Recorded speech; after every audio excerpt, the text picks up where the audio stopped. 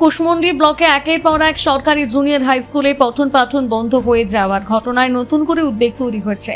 গত কয়েক বছরে ব্লকের একাধিক জুনিয়র হাই স্কুল কার্যত বন্ধ হয়ে যাওয়ার পর এবার বড়ভিটা নারায়ণপুর জুনিয়র হাই স্কুলে তালা ঝুলছে। এই ঘটনাকে কেন্দ্র করে শিক্ষা মহলে প্রশ্ন উঠছে, সরকারি বিদ্যালয়গুলো কি শিক্ষক সংকটের কারণে বন্ধ হয়ে যাচ্ছে, নাকি ছাত্রছাত্রীর সংখ্যা কমে যাওয়াই এর মূল কারণ। জানা গিয়েছে, বড়ভিটা নারায়ণপুর জুনিয়র হাই স্কুলের একমাত্র শিক্ষক রবীন খাটুয়াকে সম্প্রতি কুশমন্ডি হাই স্কুলে বদলি করেছে জেলা শিক্ষা দপ্তর। এরপর থেকে বিদ্যালয়টি কার্যত শিক্ষক শূন্য হয়ে পড়ে এবং পঠন পাঠন বন্ধ হয়ে যায়। বর্তমানে বিদ্যালয়ের দোতলা ভবন ও শ্রেণী কক্ষগুলো অযত্নে পড়ে রয়েছে। স্থানীয়দের অভিযোগ, দীর্ঘদিন স্কুল বন্ধ থাকায় ভবনের রক্ষণাবেক্ষণে ব্যাহত হচ্ছে। স্থানীয় সূত্রে জানা গিয়েছে, একসময় এই বিদ্যালয়ে 60 থেকে 75 জন ছাত্রছাত্রী পড়াশোনা করত। পাশের বড়ভিটা প্রাথমিক বিদ্যালয় থেকে বহু পড়ুয়া পঞ্চম থেকে অষ্টম শ্রেণী পর্যন্ত স্কুলে ভর্তি হতো। বিশেষ করে এলাকার দরিদ্র প্রান্তিক পরিবারের ছাত্রছাত্রীদের কাছে বিদ্যালয়টি ছিল শিক্ষার অন্যতম ভরসা। তবে করোনা পরবর্তী সময়ে ছাত্রছাত্রীর সংখ্যা কমতে শুরু করে।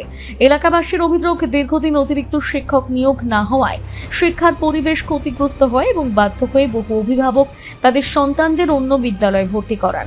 শেষ পর্যন্ত একমাত্র শিক্ষকের বদলির পর বিদ্যালয়টি সম্পূর্ণ বন্ধ হয়ে যায়।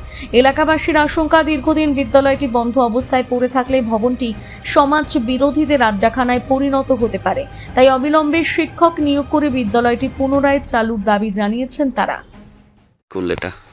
এটা হলো তোমার Narayanpur Borobhita junior high school. কবে থেকে বন্ধ এটা? মোটামুটি 5 বছর। কেন, কি কারণে? এই যে ছাত্র, এখানে টিচার নাই বর্তমানে। একটা টিচার 5, 6, বর্তমানে 5, 6 মানে 8 পর্যন্ত নাকি বলছি। টিচার না থাকলে কীভাবে লেখাপড়া হবে?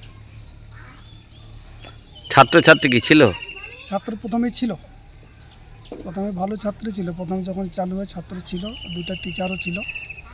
আর যেগুলো প্রথম টিচার পেটেছিল ওগুলো তো তোমার রিটায়ারমেন্ট, ওগুলো তো রিটায়ারমেন্ট টিচার পাঠাইছিল। ওই রিটায়ারমেন্ট টিচার তো চলে গেল। ওই একটা সুন্দরবন থেকে, কলকাতা সুন্দরবন থেকে ওই আদিবাসী টিচার আসছিল, ওই কয়েক বছর চালালো তো ওই একবার ট্রান্সফার হয়ে গেল নাকি, ও আর আসে না। জুনিয়রি বড়ভিটা নারায়ণপুর জুনিয়রি স্কুল। তো স্কুলটা বন্ধ কেন? যে ছাত্রই নেই। কেন ছাত্র নাই কেন?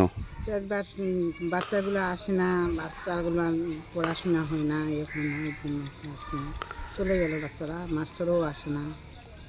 কতদিন থেকে বন্ধ এটা? 4-5 বছর।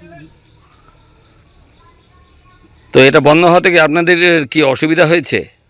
অসুবিধা তো আমার রান্নাঘরের অসুবিধা, আমারও বেতনটা হয় না।